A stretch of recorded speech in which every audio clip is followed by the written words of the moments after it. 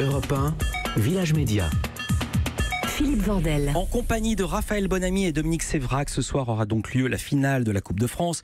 PSG contre les Herbiers, c'est au Stade de France. Pourquoi on en parle ici? Car cette rencontre dépasse le cadre du football. Tout le monde peut s'identifier. Je vais donner qu'un chiffre pour les gens qui ne suivent pas du tout le football. Les Herbiers sont un club semi-amateur. C'est pour ça qu'on en parle à ce point. Le plus gros salaire là-bas, 3 000 € par mois. Le plus gros salaire du PSG, Neymar, 3 millions par mois. C'est-à-dire que pour gagner 1 an de salaire de Neymar, il faudra à ce joueur 1000 ans de football, 10 siècles. Dominique Sévrac, la une du Parisien du jour dans lequel vous travaillez, le rêve fou des Herbiers.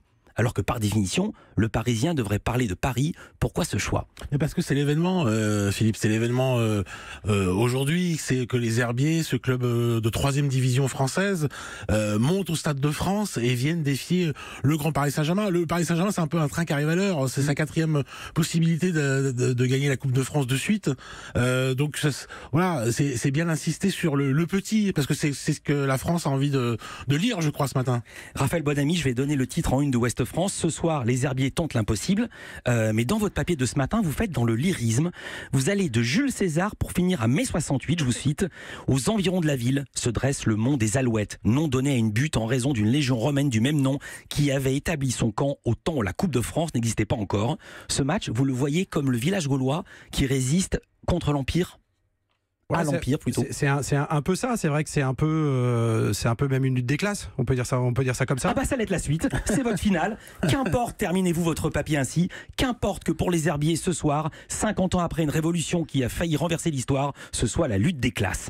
C'est la classe ouvrière contre le patronat alors. Vous avez de bonne lecture, Philippe, déjà. Ouais, non, enfin, mais c'est un peu. Moi, je voulais éviter de tomber effectivement dans ce cliché de dire effectivement David contre Goliath. Ce qui est sûr, c'est que c'est deux mondes en fait qui s'affrontent. Il y a le monde professionnel incarné par le top niveau mondial du PSG, et puis il y a le monde semi-amateur ou semi-pro, ça dépend si on regarde la bouteille vide ou pleine, qui effectivement tente de se construire. C'est un club qui monte un peu les échelons depuis plusieurs années et qui prend exemple aussi sur tout ce qui se fait de mieux en France et en Europe, et puis qui année après année, saison après saison, campagne de Coupe de France après campagne de Coupe de France, se construit, apprend et puis progresse. Il faut dire que c'est un petit club qui est mal en point, qui est même pas certain de rester dans sa division. Alors 160 cars font le déplacement aujourd'hui de la Vendée vers Paris. On attend 22 000 supporters des Herbiers ce soir au Stade de France. Vous-même, vous les avez suivis. Racontez votre périple.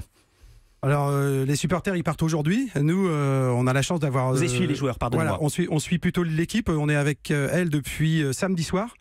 Puisqu'ils ont été invités à Clairefontaine. Donc ils ont la chance de vivre dans le château de l'équipe de France. Et nous, on y est depuis samedi parce qu'il y avait la soirée du trophée du national. C'est un truc, c'est pas Cannes, hein. Ça n'a rien à voir. Hein. Il n'y a pas toutes les marques que la petite camarade a citées tout à l'heure. C'est beaucoup plus soft, c'est beaucoup plus cool.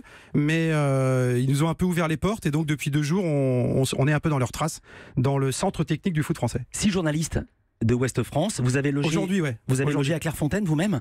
Oui, nous on était à Rambouillet, parce que Clairefontaine c'était fermé aux journalistes. Il n'y a que mes petits camarades d'une chaîne qui est détentrice des droits, qui a eu l'autorisation de vivre avec eux ce qu'on appelle en inside. Voilà, vous êtes allé les voir, les joueurs, quand même, à Clairefontaine? Vous avez pu ou pas du tout? Si, on les a vus un peu samedi, ceux qui sont arrivés. On a passé la journée de dimanche avec eux.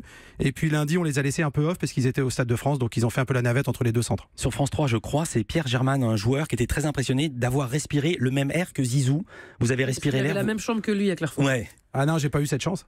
J'ai pas eu cette chance. Et vous-même, vous êtes allé à Clairefontaine pour le Parisien ou c'est l'événement En fait, on fait le même métier, mais pas tout à fait avec Raphaël. C'est-à-dire que lui, il peut se permettre d'être au cœur de l'équipe. Avec le Paris Saint-Germain, c'est beaucoup plus régenté. Il y a beaucoup plus de garde du corps. On peut pas être embedded, inside, avec tous ces mots anglais, à l'intérieur du Paris Saint-Germain. Donc, on travaille de manière concentrique, périphérique. On travaille avec les entourages, mais on n'a pas accès comme voilà. Mais c'est normal. Il travaille sur le Paris Saint-Germain. Ça serait pareil pour Raphaël. On n'a pas accès comme ça. Alors, là, ils sont en mise en verre à Rueil-Malmaison. On peut pas y aller voir ce qu'ils font au déjeuner.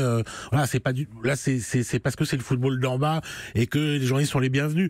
Avec le Paris Saint-Germain ou d'autres clubs, Marseille ou l'AC Milan ou le Bayern Munich. Voilà, il y a une protection. On met les médias un peu plus loin. Comment vous faites pour travailler alors? Si vous pouvez pas parler aux joueurs, parce que lui, s'il veut savoir si un type se sent bien ou pas bien, il a peut-être même son 06. Il peut l'appeler directement. Lui, c'est vous, Raphaël. Pardonnez-moi. Plus c'est fermé, plus il y a des gens qui parlent en fait. fait. Oui, parce que en fait, c'est un groupe de Stockholm.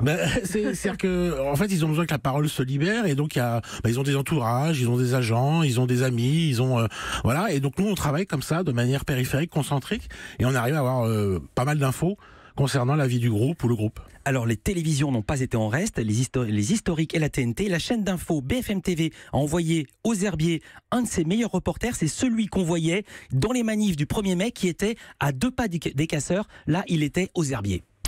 Et Antoine Delard, on vous retrouve en direct des herbiers en Vendée. Toute la ville est à l'unisson derrière ses joueurs. Ah, vous êtes dans une boulangerie, c'est pour les préparatifs de demain. Exactement, toute la ville est aux couleurs de son équipe, le noir et le rouge que vous voyez ici sur les ballons au-dessus des pains. Et puis dans cette boulangerie, il y a surtout un stand spécial Coupe de France, décoré, vous voyez, avec le maillot, l'écharpe, et puis surtout le ballon dédicacé par les joueurs et ces chocolats. Regardez, des chocolats forcément en forme de ballon de football. Et oui, ça change des Black Blocs, ça vous fait sourire. Ça lui fait tout drôle au gars apparemment de Paris là, de venir dans une boulangerie, de pas trop savoir ce que c'est, mais peut-être qu'il y a croisé des joueurs des herbiers puis il les connaissait pas, j'en sais rien. C'est les herbiers centre du monde médiatique. Non mais c'est juste la vie normale quoi.